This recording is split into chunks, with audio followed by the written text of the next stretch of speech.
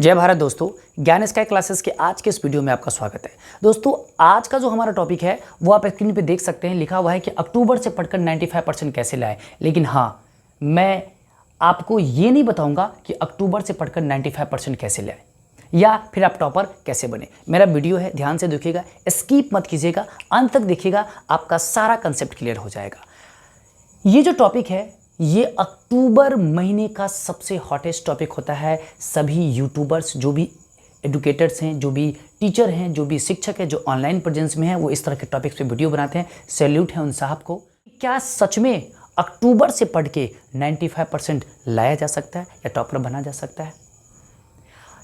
कुछ लोग यही नहीं रुकते हैं, कुछ हमारे महान शिक्षक यही नहीं रुकते हैं, वो नवंबर में भी इस तरह की वीडियो बनाएंगे, दिसंबर में भी बनाएंगे कि दिसंबर से पढ़कर टॉपर कैसे बनाएं। और हद तो तब हो जाती है जब फरवरी में एग्जाम होने वाले होते हैं और जनवरी में भी इस तरह के वीडियो आते हैं कि जनवरी से टॉपर कैसे बने।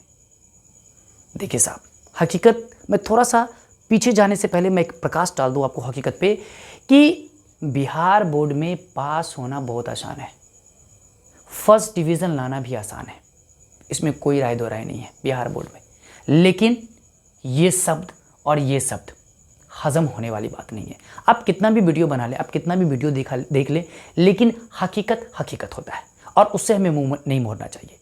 सच कड़वा होता है, शायद हमारी बातें भी आपको कड़वा लगे और कमेंट में आप कुछ कुछ उल्टा पुल्टा लिखेंगे भी, ये भी मुझे पता है, लेकिन हकीकत हकीकत है। तो चलिए पहले हम इस टॉपिक पे बाद में आएंगे कि टॉपर कैसे बने, या बनेंगे भी या नहीं भी बनेंगे, वो तो बाद में टॉपिक करेंगे, बाद में हम उस पर बातें करेंगे। पहले हम कुछ रियलिटी फैक्ट्स देख लेते हैं अकॉर्डिंग टू आवर सिलेबस। यहाँ पे टोटल सिलेबस मैंने यहाँ पे लिखा हुआ है, आप देख सकते हैं कि गणित में जो हमारा बिहार बोर्ड क्लास 10th का सिलेबस है, मैं उसकी बातें कर रहा हूँ।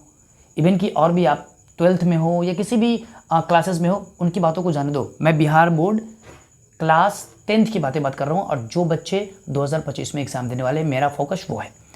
गणित 15 चैप्टर्स हैं, टोटल 15 चैप्टर्स, ठीक है। उसका मैं मेन चैप्टर्स बात कर रहा हूँ, उसके अंदर भी खंड है ना, 1.1, 1.2, 1.3, 2.1, 2, वो अलग छोड़ दो। टॉपिक्स में बात करो, 15 टॉपिक्स हैं। विज्ञान में 16 टोटल चैप्टर हैं। सामाजिक विज्ञान में 32, जिसमें इतिहास, भूगोल, नागरिक, अर्थशास्त्र सब आ जाते हैं। हमारा आपदा प्रबंधन तक आ जाता है।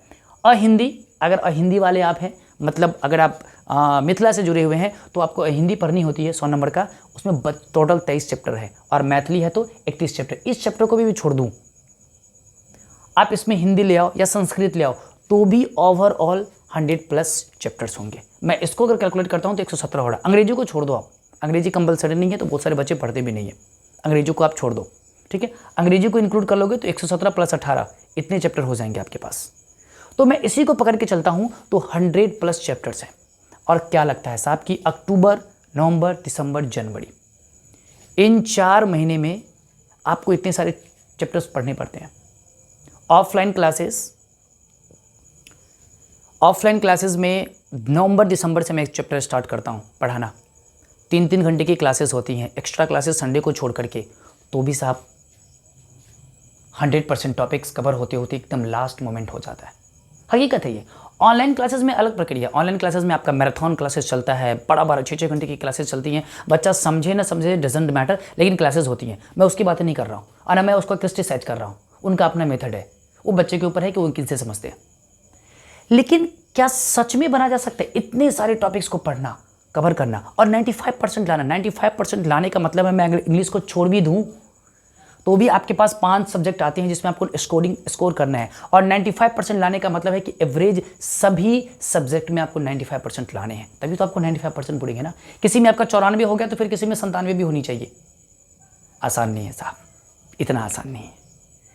और अगर 20 लाख 22 लाख बच्चे बैठते हैं बिहार बोर्ड में और उसमें से 2-4 को आ भी जाता है तो आप परसेंटेज देख लो कितना है। और वो भी 2-4 बच्चे 4 महीने में नहीं लाते होंगे। हकीकत है ये दोस्तों, हकीकत है। हकीकत को जानिए। मैं आपको डिमोटिवेट नहीं कर रहा हूँ, मैं बोल रहा हूँ कि भगवान करे आपके साथ भी ऐसा चमत्कार हो, लेकिन ऐसा चमत्कार नहीं हो सकता। हाँ, बिहार बोर्ड में तुक्का मार के आप पास हो सकते हैं, इवन कि तुक्का मार के आपको डिवीज़न फर्स्ट भी आ जाएगा, 60% आ भी जाएगी, लेकिन टॉपर नहीं बन सकते हैं साहब। हकीकत है, क्योंकि जो टॉपर होते हैं ना, उसका राइटिंग, उसका समझने का स्टाइल, उनका लिखने का स्टाइल एक कड़ा मेहनत मांगता है सर। और उनके लिए 1 साल भी कम होता है। आप टॉपर की रियलिटी चेक करेंगे ना तो वो कई महीनों से, इवन की सालों से लगे होते हैं। उनका टारगेट 7th 6th में ही फिक्स हो जाता है लगभग अमूनन। हाँ, 1-8% केस अलग हो सकते हैं, लेकिन अमूनन जो भी टॉपर के कैटेगरी में होते हैं उनका यही होता है, वो बहुत लंबे समय से मेहनत कर रहे होते हैं अपने हर एक चीज़ पे। क्योंकि टॉपर बनने के लिए सिर्फ और सिर्फ आपको एग्जाम में लिखना आना चाहिए वो मायने नहीं रखता। आपका 3 घंटे के अंदर पूरा का पूरा कवर करना, आपकी जो राइटिंग स्किल है वो बढ़िया होना, साथ ही साथ आपका जो लिखने का तरीका है वो बढ़िया होना। क्योंकि सारे सर मिला जुला करके वही क्वेश्चन रटवाते हैं, फिर टॉपर में क्या अंतर हो जाता है? क्योंकि उनका लिखने का तरीका अपना कुछ अलग होता है, कुछ अच्छा लिखते हैं, अच्छे से सुंदर ढंग से लिखते हैं। इन सारी चीज़ों को मिला करके वो टॉपर बनते हैं। समझ रहे हैं बात मैं क्या बोल? हकीकत है ये। आप कितना भी लाख वीडियोस देख लो कि अक्टूबर से बन के आप टॉपर कैसे बनेंगे, नवंबर से कैसे बनेंगे, दिसंबर से कैसे बनेंगे, जनवरी में भी, लेकिन फैक्ट ये है कि शायद आप नहीं बन सकते हैं। लेकिन हाँ, पास जरूर हो सकते हैं आराम से। डिवीज़न आपकी आ सकती है, फर्स्ट डिवीज़न भी आपकी आ सकती है, थोड़ा फर्स्ट डिवीज़न से अच्छा मार्क्स भी आ सकता है। तो अब यहाँ पे टॉपिक उठता है या यहाँ पे एक निकल के आता है कि सर आपने ये तो बता दिया कि ठीक है नहीं बनेंगे, तो फिर बनेंगे कैसे? टॉपर तो नहीं बनेंगे, पास हो सकते हैं आप, आराम से पास हो सकते हैं। बहुत कम समय में भी आप पढ़ के पास हो सकते हैं। क्योंकि बिहार बोर्ड का सिलेबस को अगर आप गौर से देखेंगे ना तो बहुत हार्ड नहीं है, बहुत हार्ड नहीं है, लेकिन पूरे टॉपिक्स में से सवाल आते हैं। तो फिर ध्यान कहाँ रखना है? ध्यान रखना है कि जैसे आप मैथ्स को टच कर रहे हैं तो मैथ्स में आपका अगर बेस स्ट्रांग है तब तो आप सारे टॉपिक्स को टच कीजिए। नहीं, अगर बेस आपका स्ट्रांग है तो कुछ चीज़ें हैं, जैसे आप निर्देशांक ज्यामिति है, ऑब्जेक्टिव क्वेश्चंस के पॉइंट ऑफ व्यू से अच्छे क्वेश्चंस पूछते हैं। पिछली बार भी 10 क्वेश्चंस ऑब्जेक्टिव्स वहाँ से टकराए थे, उनसे आप ले लें। बीजगणित से आप ले सकते हैं, प्रायिकता पढ़ सकते हैं, त्रिकोणमिति को टच कर सकते हैं। ये सब हाई स्कोरिंग नंबर्स वाले चैप्टर्स हैं जिसमें आपका नैया पार हो सकता है। बाकी जितने भी टॉपिक्स बचे, क्वेश्चन बैंक उठाइए, अच्छा सा क्वेश्चन बैंक। मैं आपको कुछ नहीं बोलूँगा कि कैसे पढ़ना, आपके ऊपर निर्भर करता है। एक एक टॉपिक को पकड़िए, जो अच्छे क्वेश्चन बैंक है, जो चैप्टर वाइज एनालिसिस करके दिया हुआ है उनको देखिए, उन टॉपिक्स को पकड़िए और उनमें से क्वेश्चन बैंक के थ्रू आप ऑब्जेक्टिव क्वेश्चन को याद कर लीजिए, समझ लीजिए, जैसी आपकी शक्ति होती है वो। Time table doesn't matter. बहुत सारे तरीके हैं टाइम टेबल पढ़ने के लिए, ये वो बहुत सारे वीडियोज़ है, डजंट मैटर, कोई मायने नहीं रखता, कोई मायने नहीं रखता आज के लाइफ में। हाँ, जब आप डिसिप्लिन मैनर में थे, जो आज से 15 साल 20 साल, वहाँ पे मायने रखता था। लेकिन आजकल की जिस तरह से भाग दौड़ बड़ी ज़िंदगी है, हमारा जो प्रेजेंस ऑफ ब्रेन है ना वो बहुत जगह जाके अटका हुआ, वहाँ पे टाइम टेबल उतना मायने नहीं रखता। जिस समय आपको समय मिले रगड़ डालिए, सुबह शाम दोपहर जब भी आपको मन करे अपना टाइम टेबल अपने हिसाब से बनाइए। स्कूल्स को देखते हुए, ऑनलाइन क्लासेस को देखते हुए, ऑफलाइन क्लासेस को देखते हुए, उसको फोकस करते हुए क्लासेस मिस मत कीजिए।